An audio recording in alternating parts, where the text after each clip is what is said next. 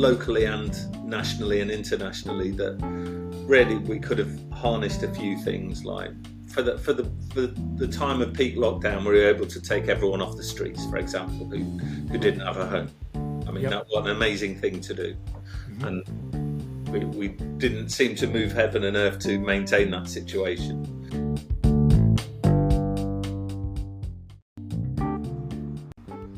Hello and welcome to Rethink What Matters, the podcast dedicated to aligning the economy with the ecology and everyone for improved business performance, stronger families and a greener, cooler planet.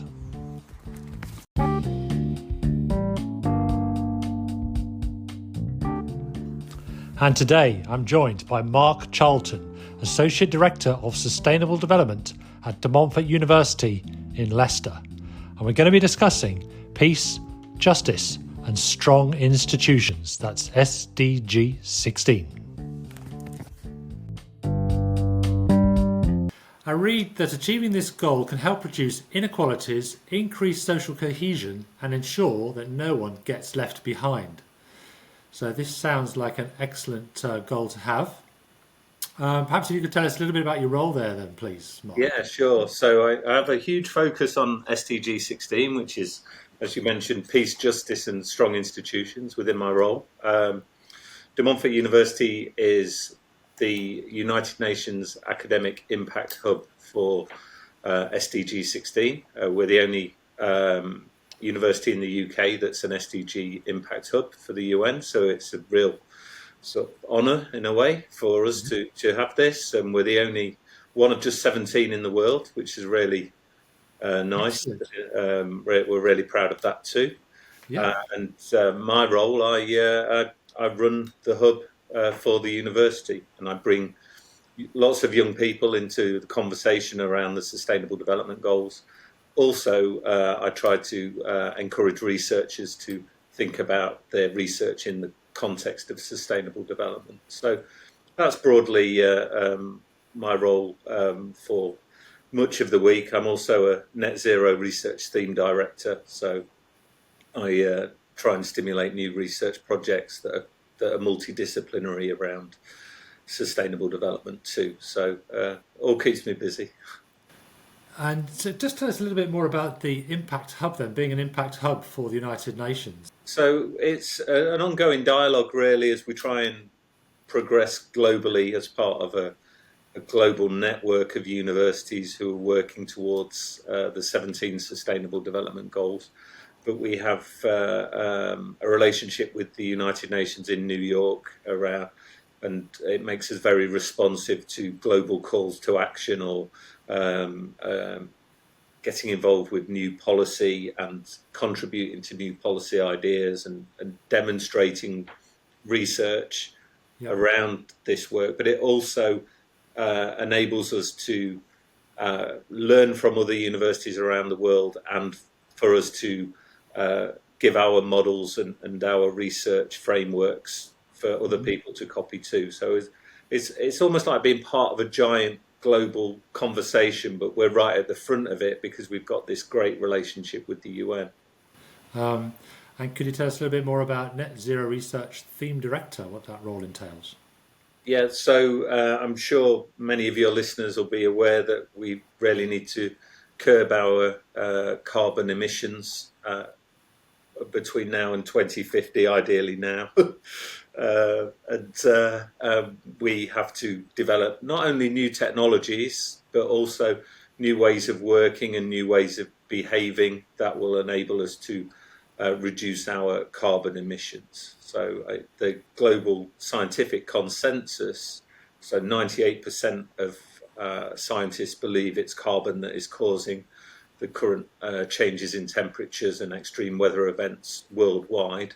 And the university has put this as part of a strategy to focus its research on working towards some of these global challenges, and net zero is one of 5 research themes in the university, but very much my research theme and is linked to a social justice research theme in the university, which both are really focused heavily on sustainable development.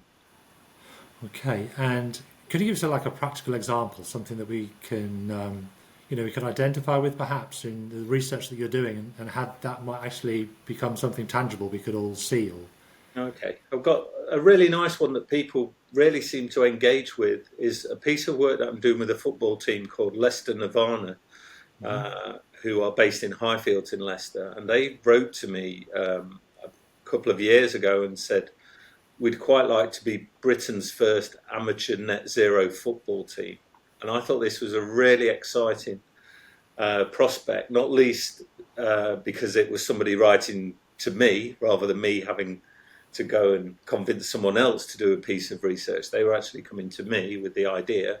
So I thought that was really exciting. And then when I met the club, it was 1,000 young people living in Highfields, which is a really interesting part of Leicester. It has lots of high indices in terms of deprivation. It has a high propensity of BAME, so Black, Asian, minority ethnic communities live in there, which is always interesting to work with.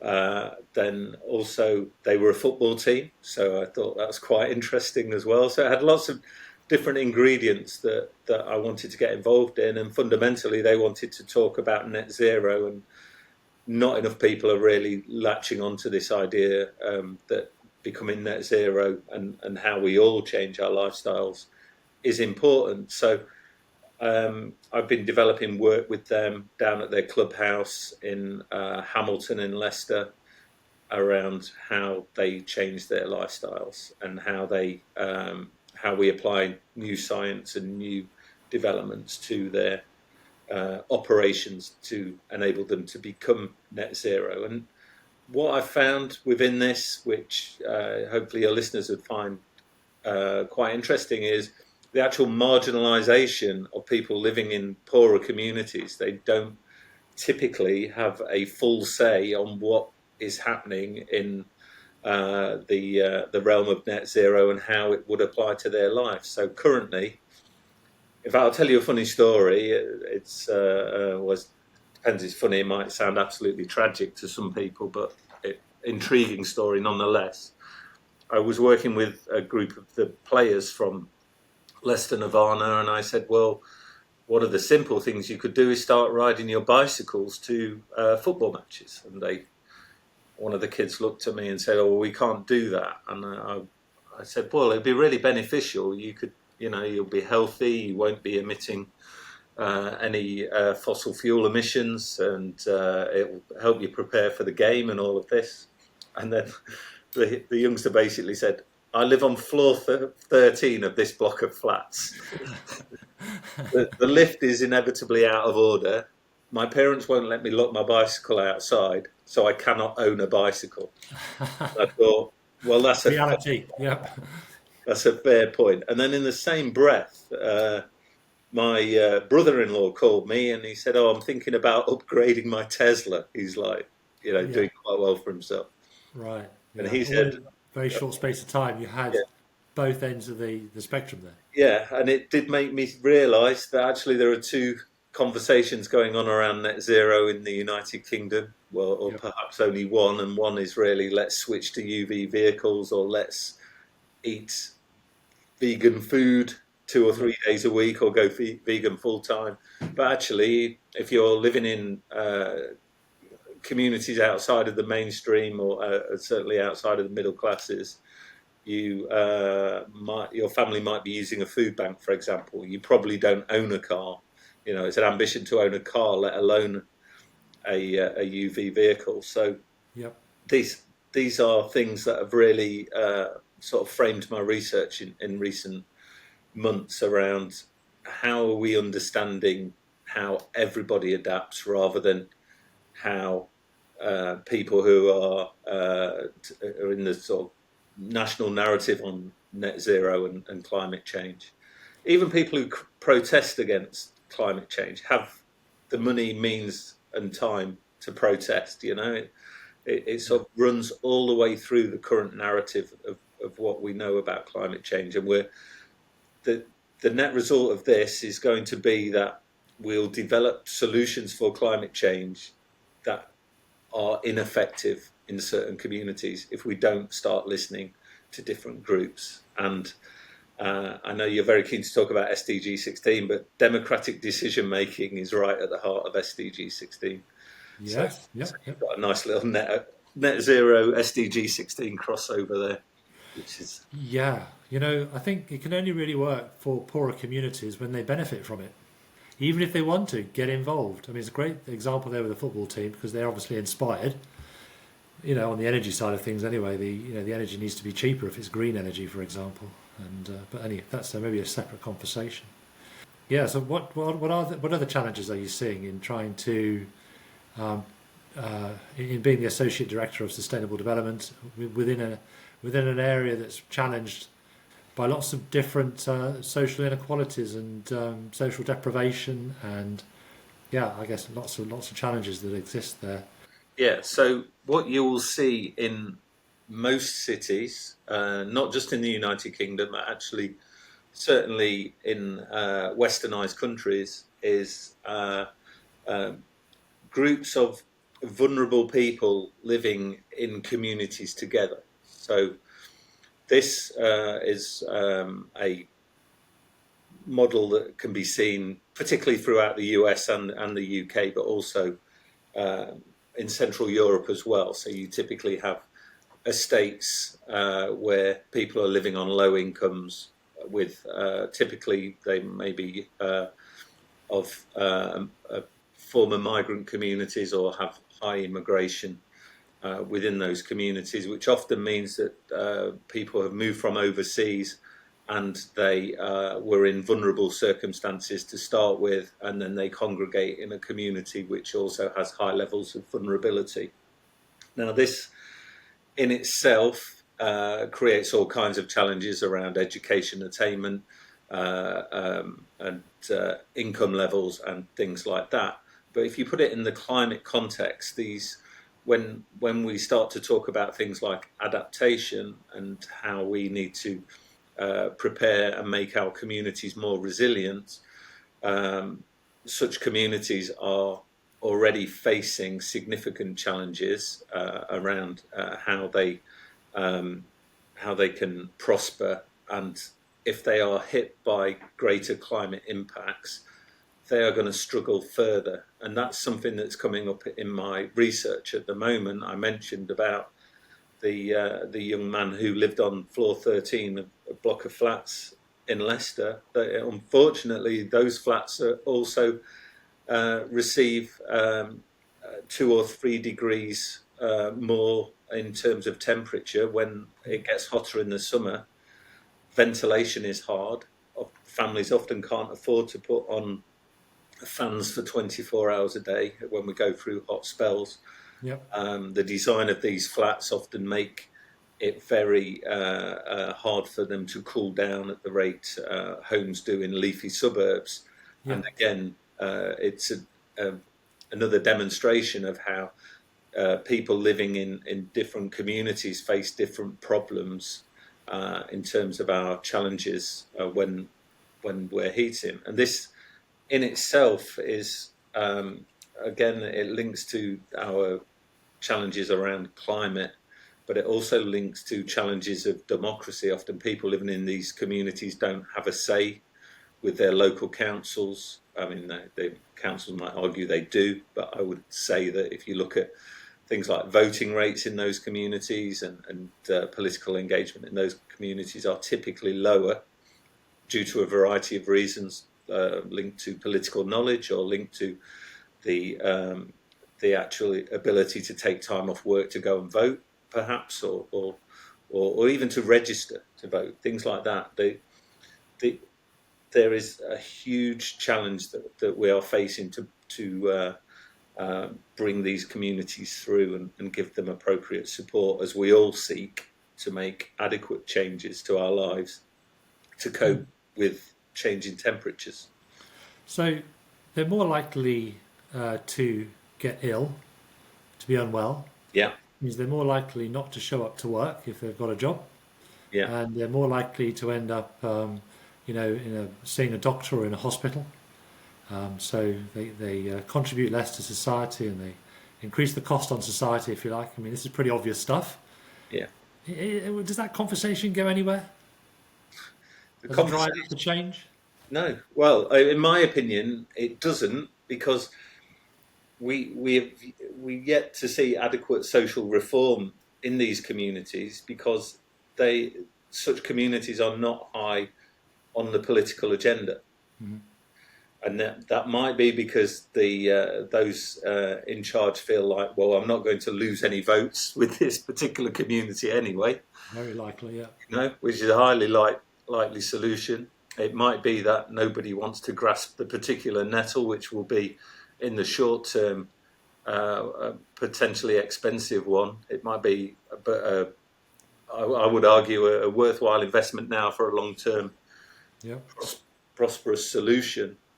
And I guess it very much depends on how organised these communities can be in representing themselves, and oftentimes that's a challenge, isn't it? Because they don't have these community centres, I think, or not as many of them as they used to. The infrastructure of community space, and this is something that I learned recently, or I learned by chance. I didn't working with a community group in Belgrave who. They were thinking about this idea of mapping spaces in Belgrave where people got together, and they started to acknowledge like the erosion over the last 30 years of community spaces. It actually started.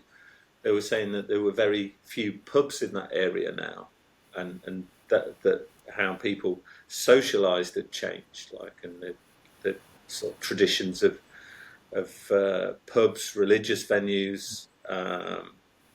Community centres, all of these things had been lost. It wasn't like necessarily one individual strategy to close all of these places down, but for a variety of reasons, the access to such places had been eroded. Even public spaces like parks, where councils have had to make difficult decisions in times of austerity around maintaining parks or just closing them off to the public to save money. That became prevalent, and we need, in order to have a functioning society. When we talk about governance in the idea of strong institutions in SDG 16, we're really talking about how we govern ourselves locally as well as how we govern ourselves nationally and internationally. So community organising on the ground and keeping a sense of community is important, and ensuring that people within those communities have a say about what is happening. This is of utmost importance, but it's something that has been eroded, and it's been eroded the most in the most vulnerable communities. So kind of linking back to what I was saying before, that you kind of have these communities of vulnerability to start with, and then things become more challenging. And things have become more challenging to them in the past 2 decades around how the government decides to spend money, for one, but also there's now a greater challenge in terms of they've got to cope with less money or less welfare support going into those areas, but now we've got increased temperatures and impacts from extreme weather. I think it's important, isn't it, that we engage people in this conversation and understand their situation as much as possible. And I know when we spoke previously, we sort of brought up this idea of surveys and the indexes we use to measure satisfaction, and that a lot of countries are realising that gross domestic product isn't probably the best measure of progress. And that there is this happiness index now. For example, New Zealand uses the happiness index to measure the happiness of its population as a measure of progress. And is whether or not we might be able to implement something like that at a local level. And if a survey came back from a local community that was very, very low, that would be a good tool to publicise, look, this is very low. If it was to be improved, they could contribute more to society. Well, I'm always open-minded to new projects personally, so I will be definitely interested in pursuing this idea. And to be honest, I don't quite, with the exception of surveys, I mean, as a research community, we do surveys a lot, so that's not any it doesn't seem like a huge challenge from that perspective. I'm more thinking, well, what is the survey actually asking, and what are they asking the right questions and that kind of thing. That's what I need to get to the bottom of in that kind of context, or whether I would be such an egotistical megalomaniac of a researcher that I'd want to quickly combine the happiness and the GDP as one thing, and look at it in that framework. That's not to say somebody hasn't already done it. So just what are I don't know if it's still on justice and strong institutions, but I think it all feeds into that, doesn't it? To have justice and strong institutions, then we need to have strong communities. Yeah. Because then they're needed less, and when they work that much better. Just out of curiosity now, what is the measure used within local communities of how well those communities are functioning? So in an SDG 16 sense, so it's really about democratic decision making at all levels. So that if you look at it from one extreme angle, where that would be failing, for example, in a rogue state or country, you could probably think of two or three where no matter how the public votes, 98% of them are going to vote for that particular leader, and it's essentially a dictatorship, and you can see that democracy is failing. But also you can see how things are when things are devolved, particularly in well-developed countries who can do this stuff quite well, and the United Kingdom is actually one of them, where you can devolve decision making to very local levels and engage more people in those forms of local governance. And I don't necessarily mean join your local council, although I'm an advocate for democracy and councils and politics. But even at a community organising level, I think that the value of the knowledge we have in our local communities is something that we've never really harnessed, or whether we take it for granted, I don't know. But I've read studies before where when social scientists have gone in to investigate a phenomenon of why some things work well, it's actually come down to somebody on the ground in that community, or a network of people working at a very low level, who are just making a difference for their community. And that is such an important part of governance. It's almost like a new governance that is was a new name for an old idea, perhaps, that people who live in their communities know best about how their communities should be treated. So if we just bring it back to De Montfort University then, how is this translating into what the students are doing there? So all of the work that we do is really focused on educating young people. We have around 24,000 students at the university, so we're a mid-sized university in the UK, and we have put sustainability at the heart of our new university strategy. So young people who come and study with us can expect to learn about sustainability, and can hopefully expect to study a module containing a focus on the SDGs, and that's something that we're working really hard at, to make sure that all young people get access to learning about sustainability and the Sustainable Development Goals. So that's a big piece of work. Embedding it in that way means that we can generate a lot more graduates who have a grasp of sustainable development, and so I think it's a really exciting moment for the university that we're going in that way.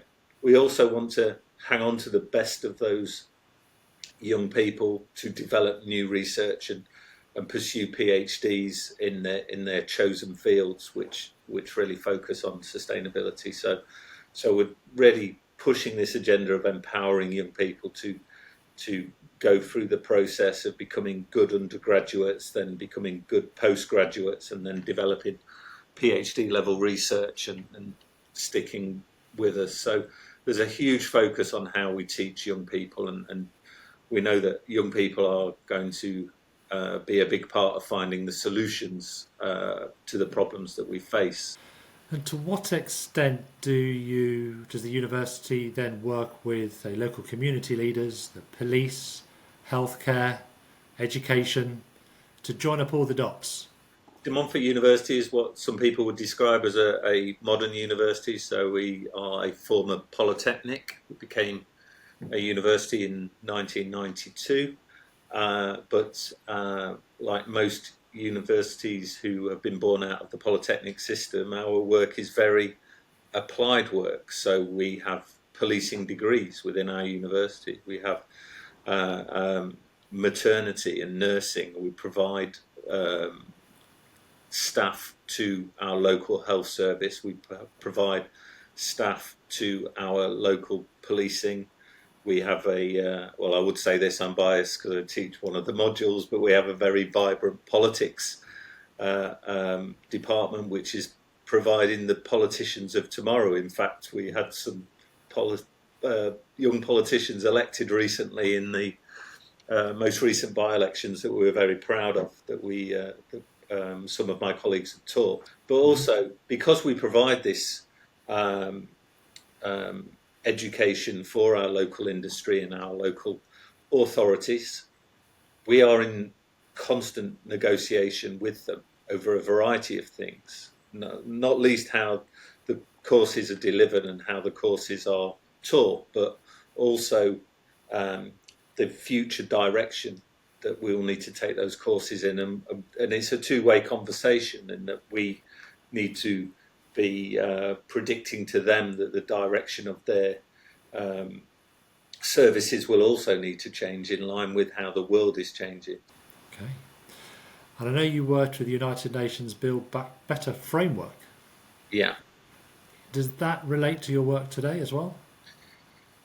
It doesn't as much as I would have liked it to, but that's you can't have everything your own way, as they say. I used the framework during lockdown, and we were very pleased with the results of the project, and we were able to influence local policy on how we did recover from the pandemic. I would think my take on why I'd focus less on the Build Back Better, and that it seemed to be perfect in that moment when we didn't really understand what life was going to be like after the pandemic. But once the pandemic was over, things did change very quickly, and I'm sorry to say, and this is not a criticism of anyone locally, it just seemed to be how the world changed. The world immediately reverted back into the things it knew and loved, rather than said, this is our moment to change. Right. There was probably 100 things in that Build Back Better work, not just for Leicester, but for locally and nationally and internationally, that really we could have harnessed a few things. Like for the time of peak lockdown, we were able to take everyone off the streets, for example, who didn't have a home. I mean, That was an amazing thing to do. Mm-hmm. And we didn't seem to move heaven and earth to maintain that situation. It dissipated, so it seemed like a little opportunity lost. Mm-hmm. Also, changes in how we travel and how we do business seem to have reverted back into, rightly or wrongly, into the same methods. We all can't wait to get on planes and do the things the way we always did. Now it's become, rather than a thing that we've adapted and made changes that have benefited the environment, we more speak about it. Well, in the 2 years during lockdown, the emissions were low, like it was a good thing, and they're not anymore. And so do you think that having the SDG 16, so justice and strong institutions, as one of the Sustainable Development Goals, as a label, if you like, is that helping to bring a focus to what that goal is trying to achieve? Yeah, and I would say my point to that is the peace, justice, and strong institutions is essentially it's a call to recognise and promote human rights fundamentally, and tackle some of the issues that really face society. So fundamentally, it calls for an end to war and violence. I think it'd be hard to disagree with any of that. And to end corruption and to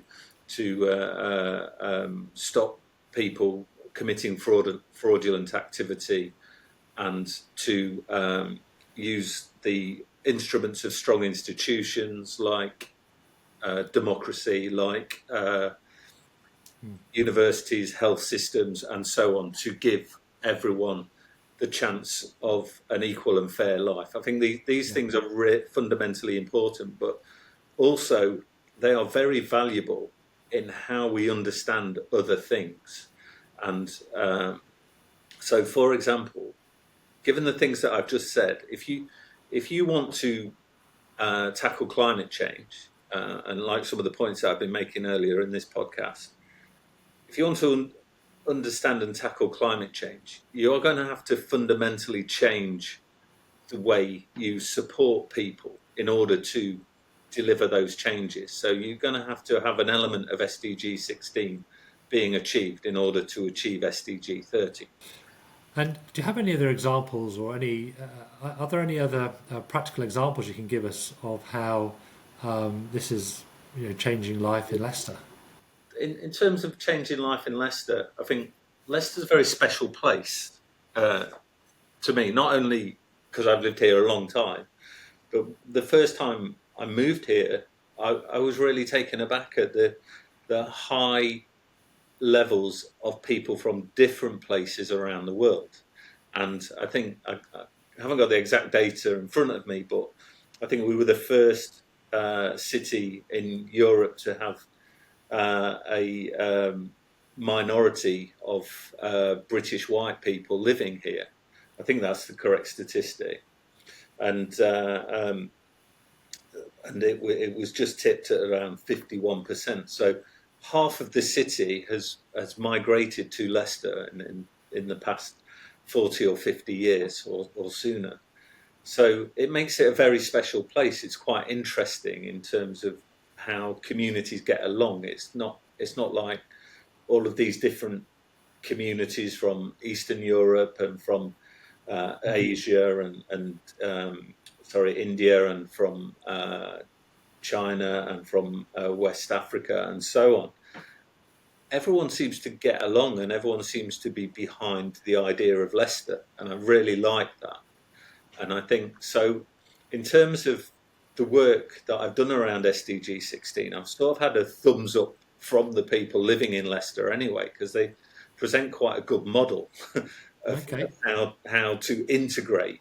I'm not saying it's a perfect model, and for the examples that I give before, there are like clusters of the city which are quite vulnerable, but in the main, people are living and they are getting along, and the city is prospering. And this might be a controversial thing to say, but Leicester looks a lot different to what it looked like when I moved here the best part of 20 years ago. Right. That economically we've moved forward, visually we've moved forward, culturally we've moved forward, and these are in many ways. That's a really good example of SDG 16, and I've done nothing towards that. But the things that I can do, they're often warmly welcomed in Leicester, and I'm able to sort of demonstrate good models of practice, a little bit like when I did the Build Back Better project with the City Council. That was of its moment, but so many people from different communities got behind it, and we were able to enact it quite quickly. Mark, that has been a great insight into justice and strong institutions, SDG 16, there at De Montfort University, and your role there as well as the Associate Director of Sustainable Development. I really appreciate your time on this podcast. You're welcome. Thank you very much for having me. Thanks, Mark.